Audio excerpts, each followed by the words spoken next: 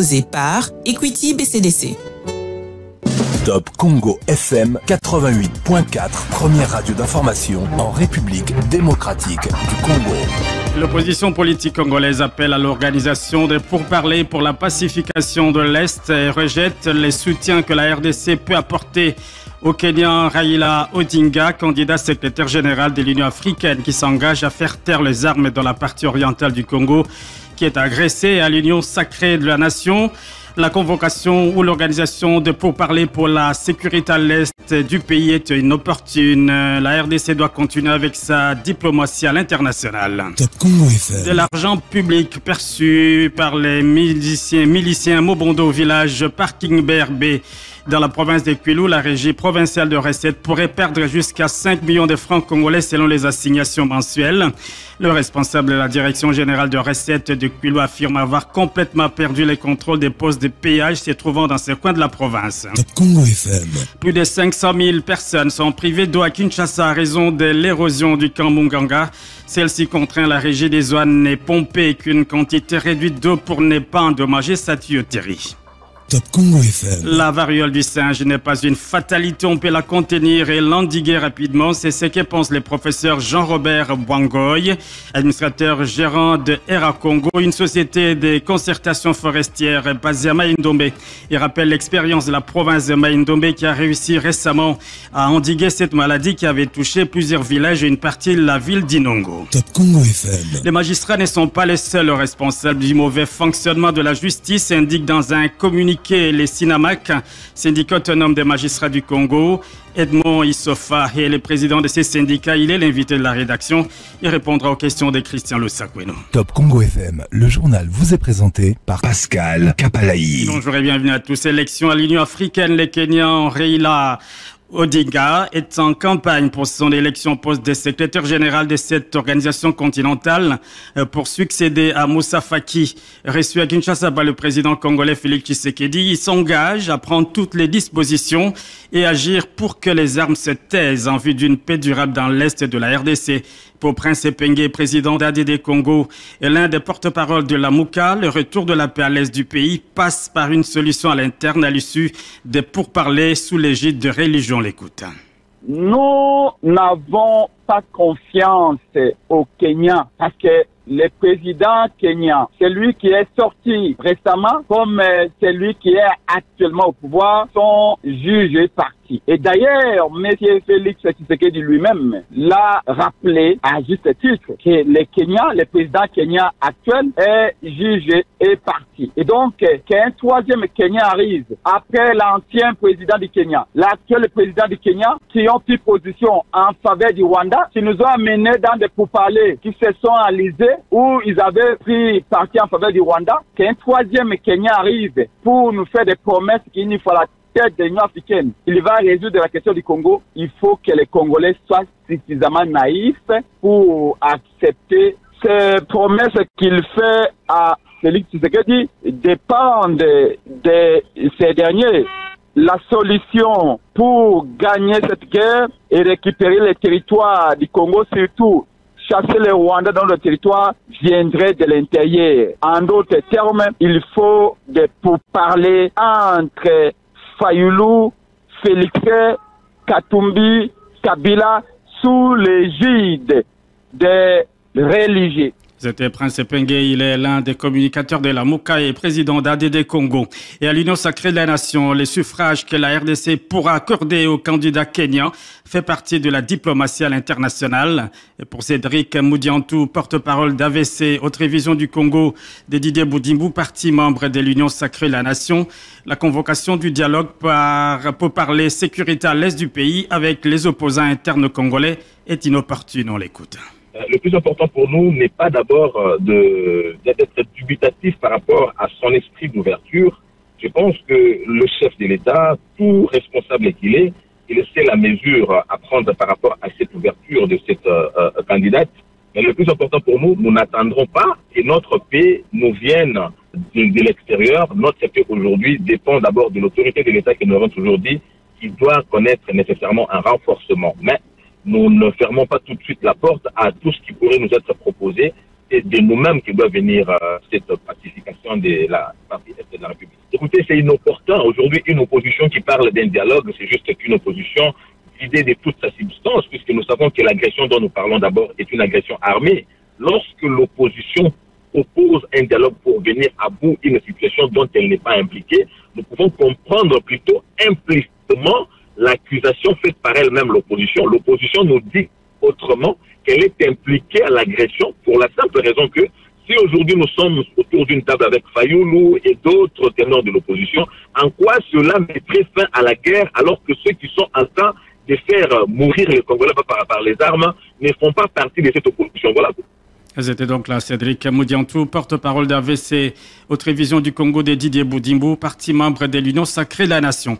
On va parler de la réforme du système judiciaire et lutte contre la corruption en République démocratique du Congo. Le ministre de la Justice, Constant Moutamba, dépose 4 projets de loi à l'Assemblée nationale. Il s'agit de textes sur les statuts des magistrats, projet de loi portant sur l'organisation, fonctionnement et compétences de l'ordre judiciaire, ainsi que les projets de loi sur les conseils supérieurs de la magistrature. Plus de détails avec Jean-Simon Makwala. Ces projets de loi rentrent dans le cadre de la modification de certaines dispositions devant se conformer aux réformes entreprises depuis son accession à la tête du portefeuille de la justice. Constant Moutamba est ministre d'État, ministre de la Justice et garde des Sceaux. Dans le cadre de la politique des réformes de l'appareil judiciaire, de notre système judiciaire, tel que voulu et souhaité par son Excellence Monsieur le Président de la République, nous avons exhumé ces textes et nous nous sommes arrogés des voies de venir par-devers vous pour vous les soumettre afin de solliciter leur réexamen et adoption s'il échec, ce qui va nous permettre de pouvoir systématiquement réformer notre système judiciaire et soulager ainsi les souffrances de nos populations sur les pratiques de fraude, des corruptions, des mafias qui malheureusement se semblent émaillées et qui ont en étage notre système judiciaire. Promesse du président de l'Assemblée nationale, les textes seront traités en toute délicatesse afin de permettre l'organisation du secteur de la justice. Je tiens d'abord à vous féliciter pour la rapidité avec laquelle vous amenez des réformes importantes dans le secteur judiciaire. Je tiens à vous féliciter.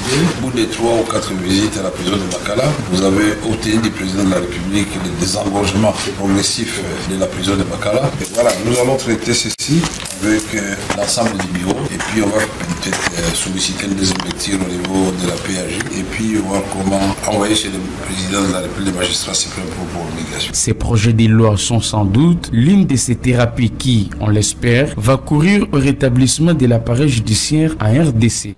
C'était Jean-Simon Makwala. Et puis les magistrats ne sont pas les seuls responsables du mauvais fonctionnement de la justice, indique dans un communiqué les SINAMAC, syndicat autonome des magistrats du Congo. Et ces syndicats dénoncent la propension du ministre de la Justice dans ses sorties médiatiques à vouloir rendre les magistrats seuls acteurs de la justice responsables de la mauvaise administration de la justice, éludant ainsi les questions des fonds à base du dysfonctionnement de la justice. Edmond Issofa est le président de ces syndicats. Il reconnaît qu'il y a de problèmes, mais refuse que les magistrats soient ainsi montrés du doigt comme s'ils étaient les seuls responsables. On l'écoute. On ne parle pas du fonctionnement du pouvoir judiciaire. Nous sommes pratiquement l'unique institution dans ce pays où il n'y a pratiquement pas de frais de fonctionnement, encore au moins de fonds secrets de recherche.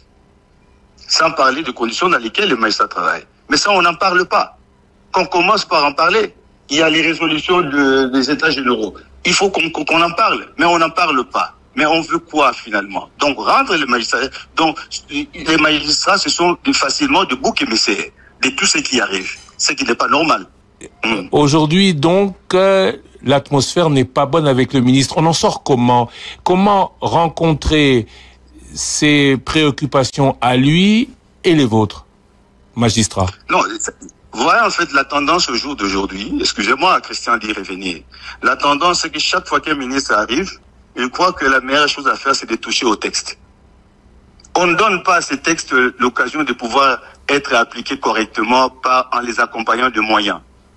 Mais on croit qu'en touchant les textes, on trouve des solutions aux problèmes et après on touche, ça pose un problème d'inconstitutionnalité et in fine, rien n'est trouvé.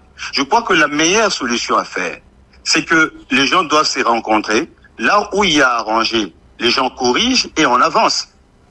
Mais on ne légifère pas contre un corps. On ne donne pas l'impression que les problèmes, c'est les autres. Non. Les États généraux sont là.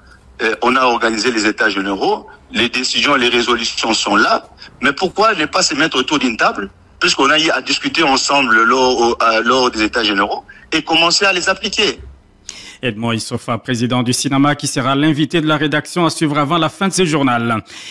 Les membres du bureau définitif du Sénat ont officiellement pris fonction ce jeudi. La cérémonie de remise reprise avec l'équipe sortante, soit les bureaux provisoires, a eu lieu en présence des hauts fonctionnaires de la Chambre haute du Parlement et de plusieurs invités. Signalons que l'élection de ces bureaux définitifs lundi dernier avait marqué la clôture de la session extraordinaire, renvoyant en même temps les sénateurs en vacances parlementaires jusqu'au 15 septembre prochain pour l'ouverture de la session budgétaire. Je vous propose de suivre Jean-Michel Samaloukonde, le président du Sénat, sur des propos recueillis par Rachel Nsiwe. Susciter beaucoup d'espoir, tant au niveau de notre peuple que de nos collègues sénateurs, ainsi que aussi de tout le personnel de l'administration du Sénat. Je voudrais, ici et maintenant, nous exhorter à ne ménager aucun effort pour non seulement améliorer les conditions de travail, mais aussi répondre à ces espoirs suscités.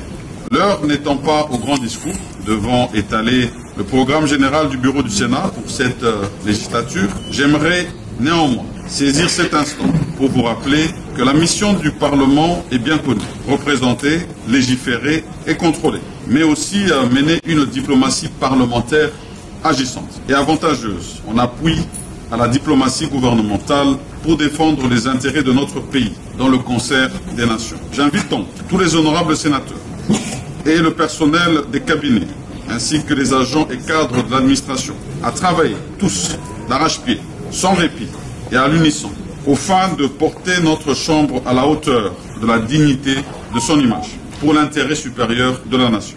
C'était le président du Sénat, Jean-Michel Samaloukonde. Projet de révision de la Constitution. Un parti politique membre de l'Union sacrée de la Nation s'est dit favorable au changement ou à la révision de l'actuelle Constitution. Ayant constaté des faiblesses dans la Constitution de 2006, même après sa révision en 2011, le parti politique Congo positif de Dieudonné Nkishi estime que les changements de la Constitution s'imposent pour le mandat en cours du président Félix Tshisekedi afin de permettre la mise en place de réformes politiques, économiques, financières, réformes monétaires, budgétaires et sociales et qui font développer la RDC. Dans un mémorandum déposé ce jeudi au bureau des deux chambres du Parlement, dont une copie a été réservée au président de la République, le parti Congo positif estime que changer l'actuelle constitution est un impératif, notamment pour le retour définitif de la paix dans la partie est du pays. On écoute l'extrait de leur déclaration lue par le secrétaire général de cette formation politique. Bienvenue, Linaka Moreku. Depuis 1996, sous prétexte de chasser la dictature mobusienne, notre pays, la République démocratique du Congo, est prise au piège de son affaiblissement et de sa déliquescence, les fameuses crises récurrentes qui auraient servi de prétexte pour imposer une nouvelle constitution, ont laissé la place à des guerres sans fin, dont les bilans macabres de plus de 20 millions de morts. Et parmi les instruments utilisés pour affaiblir notre pays, il y a sans conteste la constitution du 18 février 2006, telle que modifiée par la loi du 20 janvier 2011. Cette constitution organise un certain compromis au nom d'une certaine paix.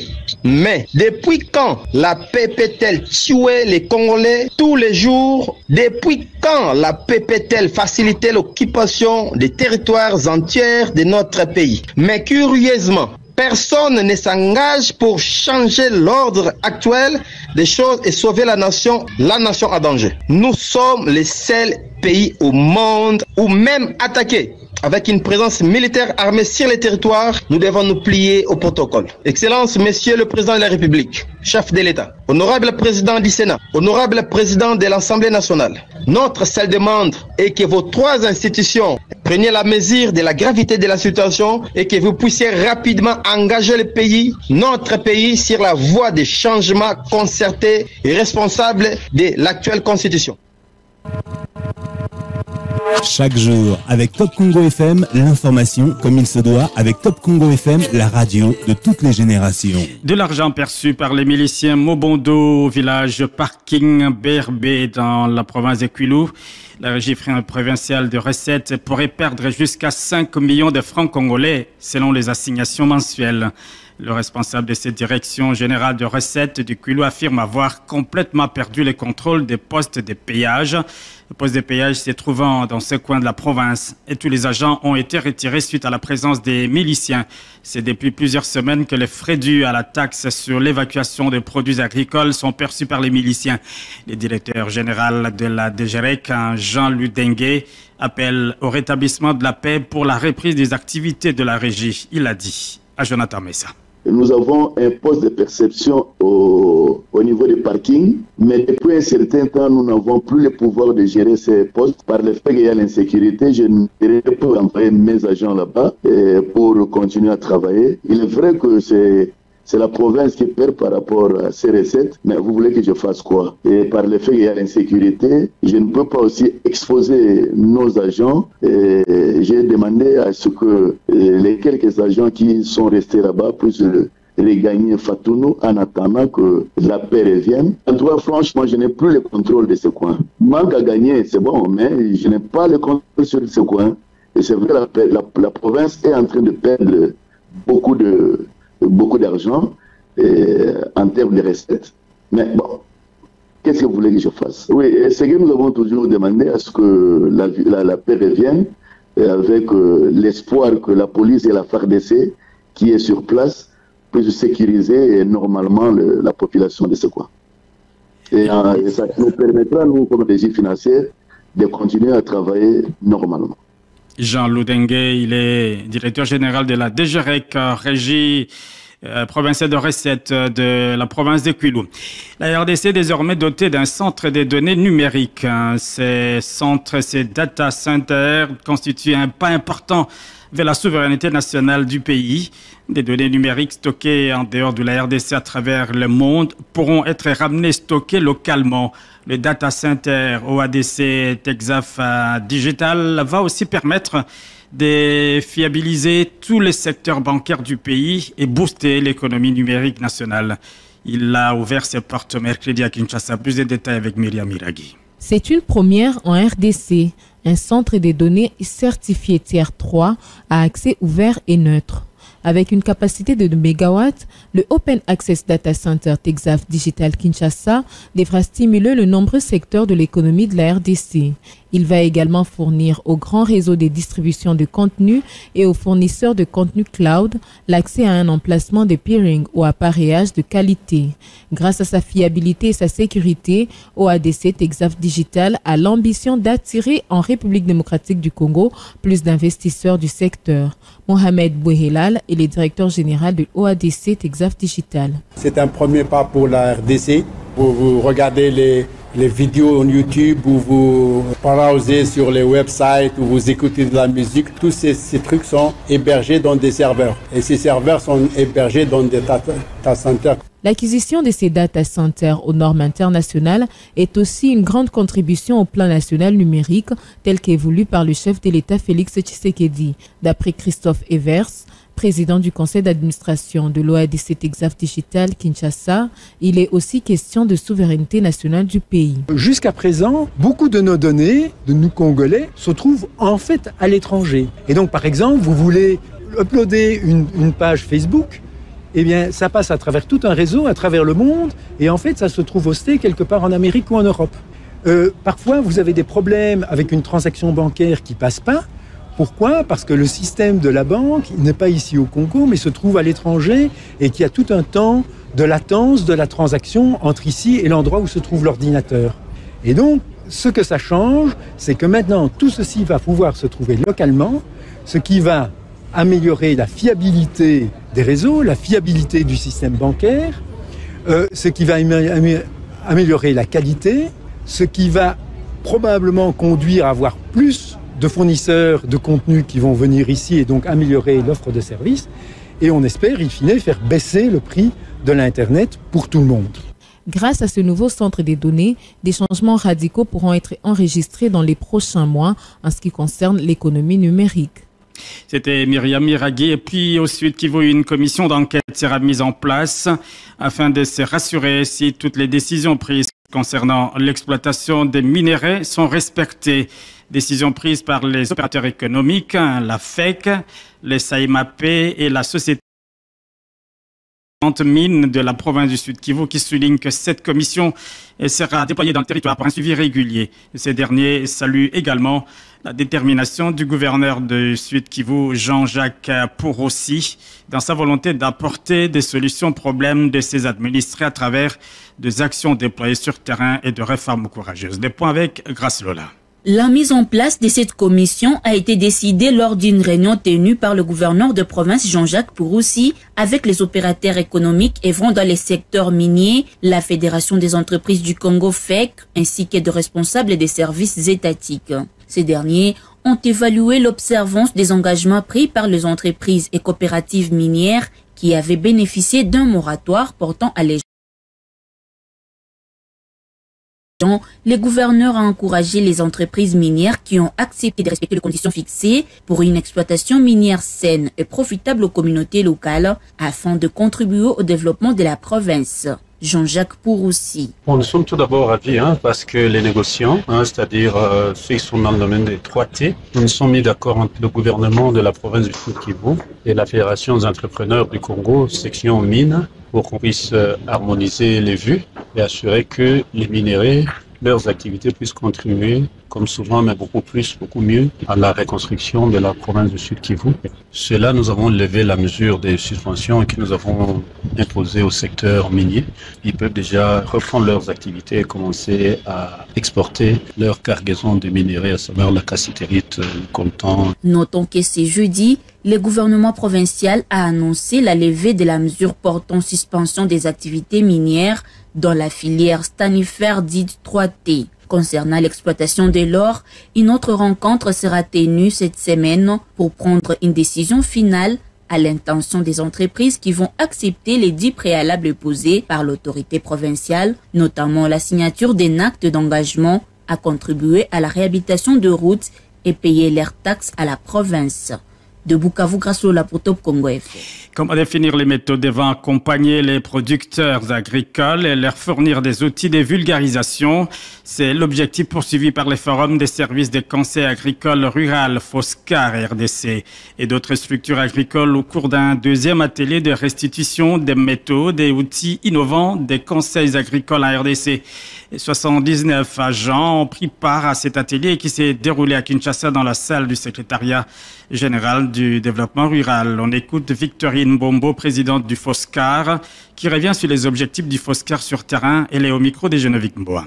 De tuyauterie pour récupérer un nombre très significatif de gens qui n'ont jamais eu de l'eau parce qu'il n'y a pas eu un réseau primaire, secondaire signifiant. Nous avons des tuyaux d'un diamètre très très grand. Ici nous allons à 350, 315. On se dirigera par la suite à l'agence de Maleka. Nous voulons visiter ces agences non seulement ici à Kinshasa mais partout dans les directions régionales. D'abord pour voir les conditions de travail de nos agents, pour voir aussi l'espace où nous accueillons nos abonnés et surtout évaluer aussi les besoins en réflexion, en réhabilitation, parce que beaucoup de nos agences ont besoin d'une petite touche de maintenance. La Régie des eaux est par ailleurs en plein déploiement d'une stratégie, faire de ces agences bien plus que des plateformes de vente des services.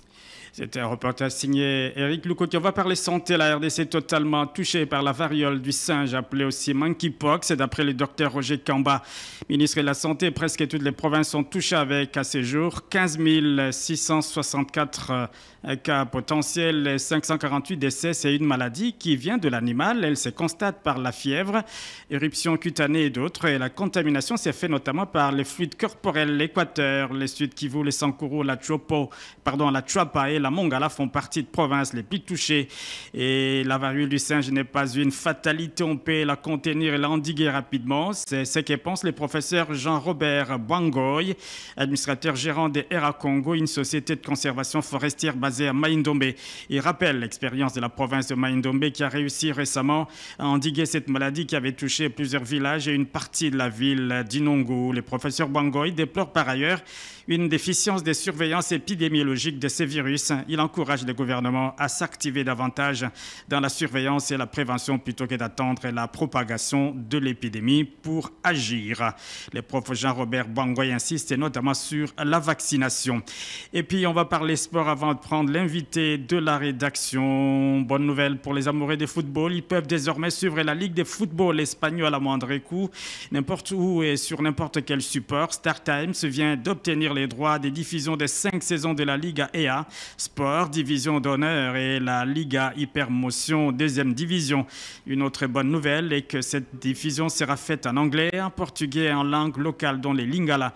Pour y arriver, cette entreprise de télédistribution appelle à un abonnement massif, exhorte à se procurer son décodeur ainsi que ses différents bouquets. Cette annonce a été faite lors d'une conférence de presse animée à Kinshasa par le responsable relations publiques Gédéon Lukumwena et les responsables brand et event Gloire Olivier Bobozo. Je vous propose d'écouter les responsables brand et event de Star-Time, Gloire Olivier Bobozo, tous ensuite des propos recueillis par Barik Bema. Star Times est ravi d'annoncer qu'il a obtenu avec succès le droit de diffusion non exclusif de la très réputée Ligue de football espagnole, la Liga EA Sport, division d'honneur, et la Liga Hypermotion, deuxième division pour les 5 prochaines saisons. Star Times diffusera en direct les 380 matchs de la nouvelle saison de la Liga sur ces deux chaînes, à savoir Sport Premium et Sport Live. Avec cette acquisition, StarTime détient le droit de diffusion de la Liga EA Sport et la Liga Hypermotions pour les saisons 2024-2025, 2025-2026, 2026-2027, 2027-2028 et 2028-2029. La diffusion sera disponible en anglais, en espagnol ainsi qu'en langue locale, atteignant un large public dans tous les pays de l'Afrique subsaharienne. Pour suivre cette saison de la Liga qui s'annonce magnifique et exceptionnelle, vous pouvez vous procurer nos différents supports de diffusion, notamment le décodeur parabolique DTH à 50 000 francs congolais et le décodeur TNT à 32 000 francs congolais comme frais d'accès bien sûr. Pour ceux qui disposent déjà d'un décodeur StarTime, vous pouvez également vous réabonner par nos bouquets basiques à 18 000 francs, classiques à 36 000 francs pour ceux qui disposent du décodeur TNT. Et dans les bouquets Smart à 21 000 francs et Super à 42 000 francs pour ceux qui disposent déjà du décodeur parabolique. Mais vous pouvez aussi vous suivre les matchs de la Liga en téléchargeant l'application StarTimes On dans vos téléphones bien sûr.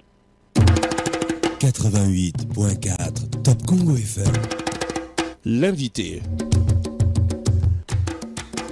Les magistrats ne sont pas les seuls responsables du mauvais fonctionnement de la justice, indique dans un communiqué le SINAMAC, syndicat autonome de la magistrature du Congo. Ces syndicats dénoncent la propension du ministre de la Justice dans ses sorties médiatiques à vouloir rendre les magistrats seuls acteurs de la justice responsables de la mauvaise administration de la justice et lui donnant ainsi les questions des fonds à la base du dysfonctionnement de la justice.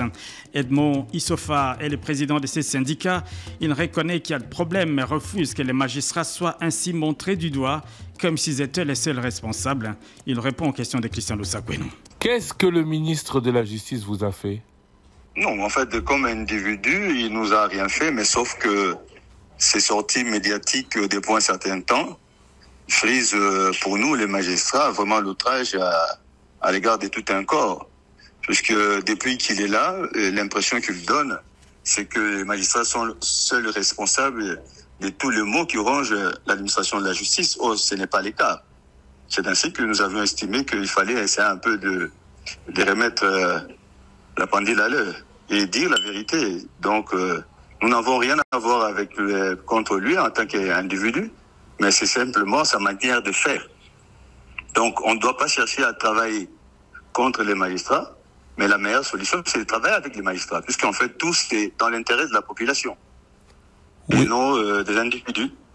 Oui, mais quand on dit que certains magistrats rendent des décisions qui ne sont pas réellement dans le droit, quand on voit que certains magistrats sont sous la coupe de certains hommes politiques, est-ce que le dire, c'est mentir ? Non, je crois qu'il y a une certaine façon de le dire. Depuis que le ministre est là, il n'a pas organisé des rencontres avec le magistrat. Il y a des résultats des états généraux de la justice qu'il a trouvés. Donc il y a beaucoup de choses. Je ne dis pas que au sein de la magistrature il y a que des saints. Il y a des problèmes, mais il ne faut pas nous rendre responsables. Je vais vous donner un exemple simple. Vous avez suivi les ministres dans ses déplacements au niveau des prisons. Vous prenez l'exemple de la ville de Kinshasa. Vous avez une prison d'une capacité de plus ou moins 1500 personnes, créée à l'époque où la population de Kinshasa était moins de 100 000 ou de 100 000. Aujourd'hui, il y a 15 000 détenus pour une population de plus ou moins 20 millions et une criminalité galopante. Comment voudriez-vous rendre les magistrats responsables pour dire que non, écoutez, les prisons sont saturées, ainsi de suite. Mais 15 000 pour une population de 20 millions, donc ce ne sont pas les magistrats. Il n'appartient pas aux magistrats de construire les prisons. Là, cette prison-là date de l'époque coloniale. Depuis, quel nombre de prisons a-t-on construit dans ces pays? Puisque cela relève de la compétence du ministre de la Justice.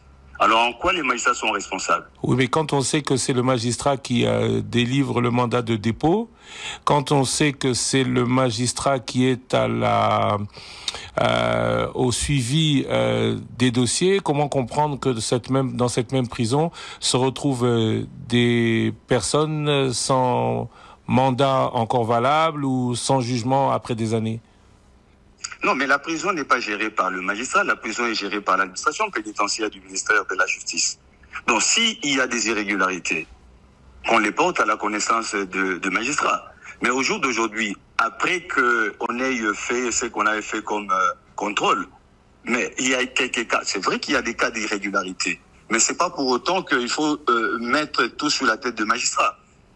Mais on a arrêté puisque on estime que ces gens-là sont à marge de la loi et qu'il fallait les arrêter. D'ailleurs, 15 000 dans la ville de Kinshasa pour une population de 20 millions, je crois que c'est rien. Dans une ville où la criminalité grimpe au jour le jour, où on n'arrête pas moins de 100 colonnes. Alors, à quoi les magistrats doivent être seuls responsables? On rend également les magistrats responsables des jugements qu'on considère iniques. Christian, la loi a prévu comment le voie des recours pour attaquer des décisions de justice. Lorsqu'une décision de justice est considérée comme unique, il y a des voies de recours. Et même lorsque ces voies sont épuisées, il y a également une autre voie de recours extraordinaire, c'est le pouvoir en cassation dans l'intérêt de la loi. Mais pourquoi est-ce qu'on n'use pas de ces moyens au lieu de créer des formes de tribunaux populaires où les magistrats sont jetés en pâture? Ça, c'est inacceptable. Donc, les attributions sont claires des uns et des autres. Je crois que les institutions de la République doivent travailler ensemble et en collaboration pour que les choses changent. Et je reviens sur ces points chaque fois que l'occasion m'est donnée. On ne parle pas du fonctionnement du pouvoir judiciaire. Nous sommes pratiquement l'unique institution dans ce pays où il n'y a pratiquement pas de frais de fonctionnement, encore au moins des fonds secrets de recherche. Sans parler de conditions dans lesquelles les magistrats travaillent. Mais ça, on n'en parle pas. Qu'on commence par en parler. Il y a les résolutions des États généraux. Il faut qu'on en parle, mais on n'en parle pas. Mais on veut quoi finalement? Donc rendre les magistrats. Donc les magistrats, ce sont facilement de boucs émissaires de tout ce qui arrive, ce qui n'est pas normal. Aujourd'hui, donc, l'atmosphère n'est pas bonne avec le ministre. On en sort comment? Comment rencontrer ses préoccupations à lui et les vôtres, magistrats? Non, voilà en fait la tendance au jour d'aujourd'hui. Excusez-moi, Christian d'y revenir. La tendance, c'est que chaque fois qu'un ministre arrive, il croit que la meilleure chose à faire, c'est de toucher au texte. On ne donne pas à ces textes l'occasion de pouvoir être appliqués correctement en les accompagnant de moyens. Mais on croit qu'en touchant les textes, on trouve des solutions au problème et après on touche, ça pose un problème d'inconstitutionnalité et in fine, rien n'est trouvé. Je crois que la meilleure solution à faire, c'est que les gens doivent se rencontrer. Là où il y a à arranger, les gens corrigent et on avance. Mais on ne légifère pas contre un corps. On ne donne pas l'impression que les problèmes, c'est les autres. Non. Les États généraux sont là. On a organisé les États généraux. Les décisions, les résolutions sont là. Mais pourquoi ne pas se mettre autour d'une table, puisqu'on a eu à discuter ensemble lors des États généraux, et commencer à les appliquer? Alors pourquoi on veut toujours recommencer, reprendre les choses à zéro, alors qu'il y a déjà quelque chose qui est déjà là et sur lesquels on peut déjà commencer? Donc nous, nous sommes prêts à travailler, nous voulons faire avancer les choses, puisque les combats là contre les antivaleurs, c'est notre cheval de bataille depuis des décennies. Donc, c'est sur ça, s'il y a quelqu'un qui peut nous accompagner, nous allons ensemble et nous voulons aller ensemble puisque nous voulons que les choses changent. Mais qu'on ne donne pas l'impression que les magistrats sont mauvais, ainsi de suite. Donc, vous suivez vous-même tout ce qui se passe au jour. Tout ça, et par la création, je vous donne un autre exemple, je vais aller encore beaucoup plus loin. Lorsqu'on parle du parquet financier qu'on veut créer, mais on ne se pose pas la question de savoir, mais pourquoi est-ce que ça ne marche pas aujourd'hui? On parle des détournements. Les détournements, ce sont des infractions qui ne se déroulent pas comme ça, comme des coups et blessures, et ça se constate facilement. Il faut des investigations. Il faut des rapports des services spécialisés. Mais c'est ce que fait déjà l'IGF. L'IGF parle de plus d'une dizaine de dossiers. La justice n'a pas ouvert autant d'instructions à chaque affaire que l'inspection générale des finances publie. Non, écoutez, là également, il y a à boire et à manger.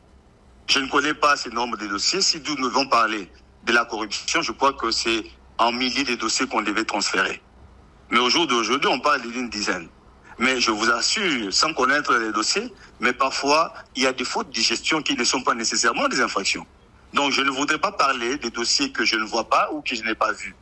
Mais au moins, il y a une confusion là-dessus. Mais il n'y a pas que l'IGF. Il y a également la direction de l'audit et des contrôles de gestion des finances publiques du ministère des Finances. Là, ce sont des corps où il y a des agents qui sont revêtus de la qualité d'OPJ. Ce sont ceux-là, à l'occasion d'un contrôle administratif, qui découvrent des faits infractionnels. En ce moment, ils les transmettent au parquet. Même poser la question à ces services, combien de dossiers ont-ils transmis au parquet? Christian, je prends le risque de vous dire 0. Mais vous, comme journaliste d'investigation, posez-leur la question. À vous, je repose la question. Combien de dossiers avez-vous, vous, procureur de la République, je rappelle que vous l'êtes, bien que responsable du Sinamac, combien de dossiers avez-vous reçus de cette matière dont on a beaucoup parlé et pour lesquels on a montré la justice comme ne faisant aucune suite et protégeant les détourneurs?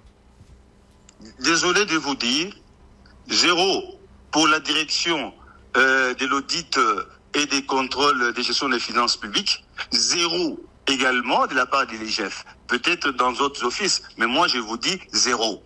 Alors, je mets quiconque au défi de pouvoir produire aujourd'hui un seul élément, preuve de transmission d'un tel dossier au niveau de parquet. Il n'y en a pas.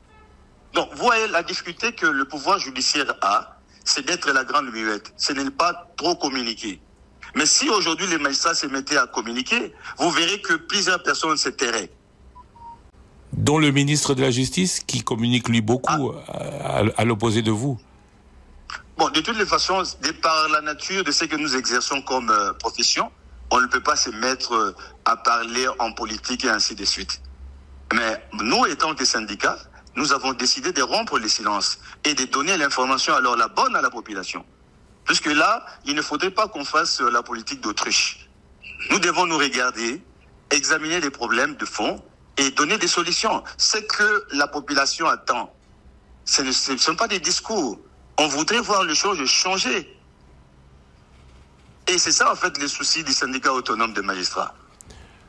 Monsieur... Ici, il faut parler en termes de sacrifices. Mais les magistrats font des sacrifices chaque jour.